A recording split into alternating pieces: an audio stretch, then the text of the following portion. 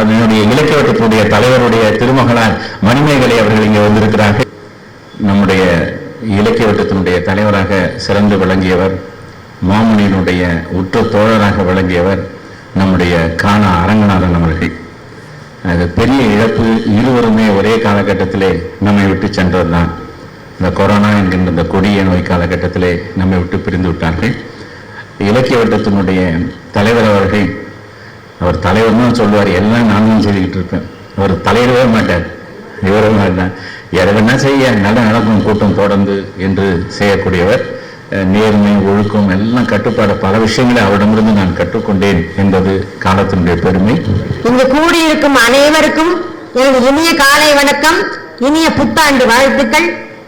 இப்பொழுது திரு முகம் மாமணி ஐயா அவர்களை பற்றி தெரியாத சில செய்திகளை சொல்வதற்காக நான் இங்கே வந்திருக்கிறேன். இன்று மூதரும் தமிழறிஞர் முகம் மாமணி அவர்களின் 96வது பிறந்த நாள் விழா, கலைஞர் நகர் இலக்கிய வட்டத்தின் 502வது கூட்டம். முகம் மாமணி அவர்கள் கண்ட கனவுதான் இன்று நாம் எல்லோரும் இங்கு கூடி தமிழ் அன்னைக்கு சிறு தொண்டாய் இந்த இலக்கிய கூட்டம் நடத்துவது என்பது. இந்த கலைஞர் நகர் பகுதியில் தம்மோடு வாழும் தமிழர்களை ஒன்று கூட்டி அவர்களின் தமிழ் மொழி பற்றை வளர்க்க, தமிழ் இலக்கிய அறிவு வளர்க்க கிட்டத்தட்ட 42 வருடங்களுக்கு முன்னால் மாமணி ஐயா அவர்கள் எடுத்த முயற்சிதான் இந்த இலக்கிய வட்டம். தன் வாழ்நாளில் பாதி நாளை தமிழ் இலக்கிய செயலுக்காகவே தன்னை அர்ப்பணித்துக் கொண்டவர் திரு முகம் மாமணி ஐயா அவர்கள். பாரதிதாசன், பெரியார், அப்பாதுரையார் போன்றோரின் வழி நின்று தமிழ் தொண்டு செய்வதை தன் வாழ்நாள் இலக்காக கொண்டவர் திரு முகம் மாமணி ஐயா அவர்கள். இலக்கிய வட்டத்தின் ஆரம்ப கட்ட நாட்கள் இது போல அவ்வளவு எளிதாக இல்லை, மிகவும் கடுமையானவை. கூட்டத்துக்கு இடம் தர ஆள் இருக்காது, கூட்டத்தை நடத்துவதற்கு செலவுக்கு பணம் இருக்காது, சிறு தொகை கொடுக்கவும் ஆள் இருக்காது. அப்படிப்பட்ட சூழ்நிலைகள்லாம் கடந்து, ஆனாலும் தன் முயற்சியை கைவிடாது எத்தனையோ இன்னல்களை தாண்டி ஒத்த கருத்துடைய தமிழ் பற்றாளர்களான திரு காணா அரங்கநாதன், திரு சங்கரநாராயணன் ஐயா அவர்கள், திரு சண்முகபாலாஜன், இப்பொழுது இருப்பவர் திரு சண்முகபாலாஜன் ஐயா அவர்கள், ஆரம்ப காலத்திலிருந்து இருப்பவர் அவர், திரு சிகரம் செந்தில்நாதன் என்ற வழக்கறிஞர் போன்றோர்களின் துணை கொண்டு திங்கள் தோறும் தொய்வுறாது கூட்டங்கள் நடத்தி அப்படி இந்த இலக்கிய வட்டத்தை வளர்த்தவர் நமது ஐயா அவர்கள். இன்று 502வது கூட்டம் நடந்து கொண்டிருக்கிறது என்றால் அந்த பெருமை திரு முகம் மாமணி ஐயாவைத்தான் சாரும். இலக்கிய வட்டம் நடந்த ஆரம்ப கால கட்டத்திலிருந்தே அவர் முகம் சிற்றதையும் நடத்த ஆரம்பித்து விட்டார். அப்பொழுது 50 பைசா தான் ஒரு சிற்றுதழ், இந்த முகம் சிற்றுதழ் 50 பைசா, இப்பொழுது 15 ரூபாய்.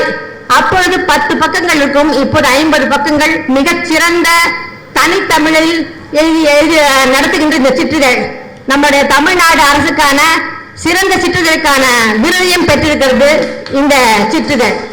அதற்கான பெருமை திரு முனைவர் இளமாறன் அவர்களைத்தான் சாரும். ஐயா அவர்கள் இங்கே இருக்கிறார், அவர்கள் தான் இதை மிகச் சிறப்பாக நடத்தி கொண்டிருக்கிறார்.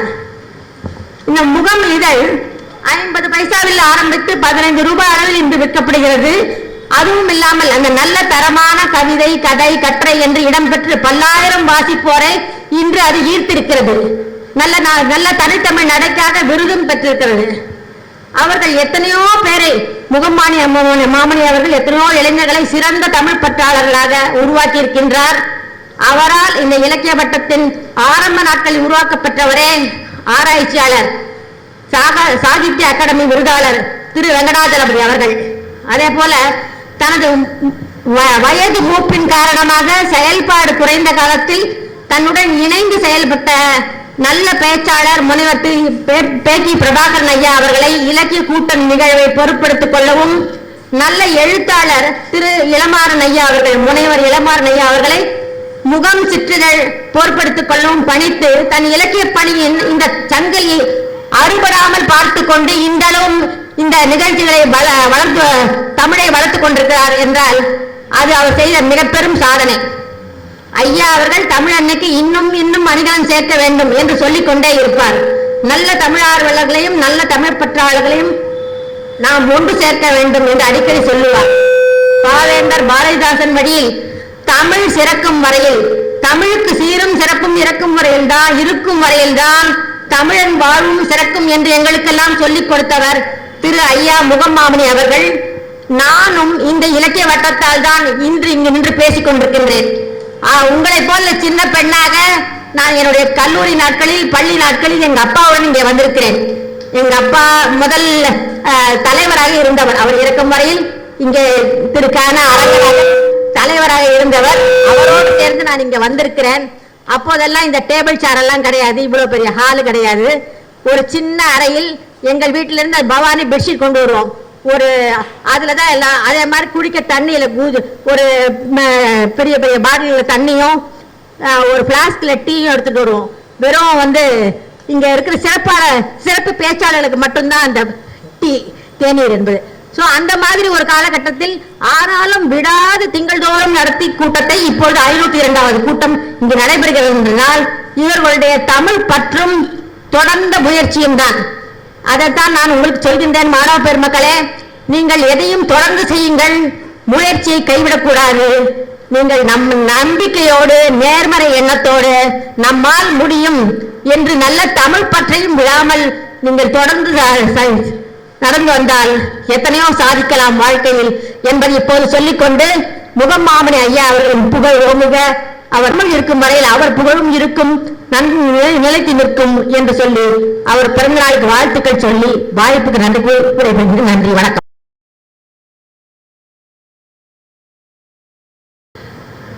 வணக்கம். அனைவருக்கும் இனிய ஆங்கில புத்தாண்டு வாழ்த்துக்கள்.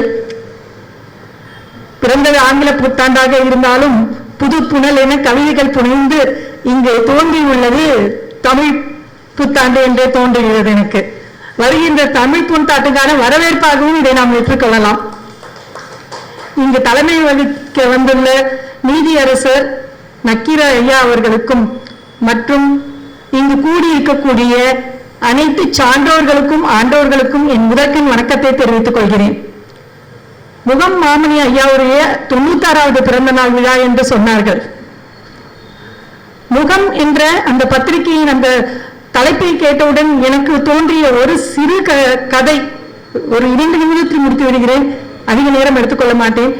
ஆங்கிலத்தில் ஸ்டீஃபன் லீகாக் என்ற ஒரு எழுத்தாளர் எழுதிய சிறுகதை ஒன்று, வித் த போட்டோகிராஃபர் அப்படின்ட்டு. அவர் ஒரு வயதானவர். அவர் முகம் மிக அழகானதாக இருக்காது, அவருடைய கண்கள் இடுங்கியதாக இருக்கும், பார்த்தவுடன் பழகக்கூடிய முகமாக இருக்காது. ஆனாலும் அவர் வயது மூத்தவர். அவர் இறந்த பிறகு தன்னுடைய நண்பர்களுக்காக தன்னுடைய ஒரு புகைப்படத்தை தன்னுடைய நினைவாக, அவருடைய காலங்களில் வாழ்ந்ததற்கான நினைவாக கொடுக்க வேண்டும் என்று கருதி ஒரு புகைப்படக்காரரிடம் சென்று ஒரு புகைப்படத்தை எடுத்து தரும்படி கேட்டுக்கொள்கிறார். புகைப்படக்காரர் மிகவும் அவருடைய பொறுமையை சோதித்து இறுதியாகத்தான் அந்த புகைப்படத்தை எடுத்துக் கொடுக்கிறார். அப்பொழுதே அவருக்கு மிகவும் வருத்தம் தான். இருந்த போதும் தனக்கு புகைப்படம் வேண்டும், தன்னுடைய நினைவாக தன் முகத்தை பிரதிபலிக்கக்கூடிய ஒரு புகைப்படம் வேண்டும். அதனால் அவர் சென்று விடுகிறார். சென்று திரும்ப அவர் புகைப்படத்தை பெற்றுக்கொள்ள வரும்பொழுது அந்த புகைப்படக்காரர் தன்னுடைய திறமைகள் அனைத்தையும் அதில் காட்டி அவருடைய முகத்தில் இருக்கின்ற மூக்கை மாற்றி விடுகிறார், கண்ணை மாற்றி விடுகின்றார், உதட்டை இது கொஞ்சம் சரியில்லை சார், அது கொஞ்சம் சரியில்லை சார் அப்படின்னு சொல்லிட்டு எல்லாத்தையும் மாத்திடுறார். இறுதியாக அந்த புகைப்படக்காரரை பார்த்து இந்த எழுத்தாளர் என்ன செய்கிறார் என்றால், ஸ்டீஃபன் லீகாக் என்ன செய்கிறார் என்றால், அப்பா இந்த புகைப்படத்தை நீயே வைத்துக்கொள், எனக்கு தேவையில்லை, என்னுடைய முகம் அதில் இல்லையா, நான் என்னுடைய நண்பர்களுக்கு என்னுடைய முகத்தை பிரதிபலிப்பதற்காக, என்னுடைய நட்பை, என்னுடைய பழக்கத்தை பிரதிபலிப்பதற்காக அவர்கள் காலத்துக்கு வைத்துக் கொள்ள வேண்டும் என்று எனக்கு புகைப்படம் எடுக்க வந்தேன், உன்னுடைய திறமையை பிரதிபலிப்பதற்காக அல்ல என்று வருத்தத்தோடு கூறி அந்த புகைப்படத்தை கொடுத்து விட்டு சென்று விடுகின்றார். இந்த முகம் என்ற வார்த்தை 3 எழுத்து ரொம்ப எளிமையான வார்த்தையாக இருந்தா கூட ஒவ்வொரு மனிதர்களுக்குமான அங்கீகாரம் அந்த முகம், நம்முடைய முகம். ஒரு மனிதனுக்கான அங்கீகாரத்தை பெற்றுத்தரக்கூடிய இடமாக இந்த இலக்கிய வட்டம் அமைந்துள்ளது. பல பெரிய மாமனிதர்களை உருவாக்கி அவர்களுக்கு அங்கீகாரத்தையும் அவர்களுடைய முகத்தையும் வெளிச்சத்துக்கு கொண்டு வந்திருக்கிறது. அப்படியேப்பட்ட இந்த விழாவில் எனக்கும் ஒரு சிறிய வாய்ப்பளித்து பேச வைத்தமைக்காக உங்கள் அனைவருக்கும் என்னுடைய நன்றி கலந்த வணக்கத்தை தெரிவித்துக் கொண்டு விடைபெறுகிறேன். எங்களுடைய மாணவர்கள் அனைவருக்கும் இந்த அங்கீகாரம் பெற்று அவர்களுடைய முகமும் வருங்காலத்தில் மிளிரும் என்ற உறுதியையும் இதே நேரத்தில் உங்களுக்கு நான் வாக்களிக்கிறேன் என்று கூறி விடைபெறுகிறேன். நன்றி, வணக்கம்.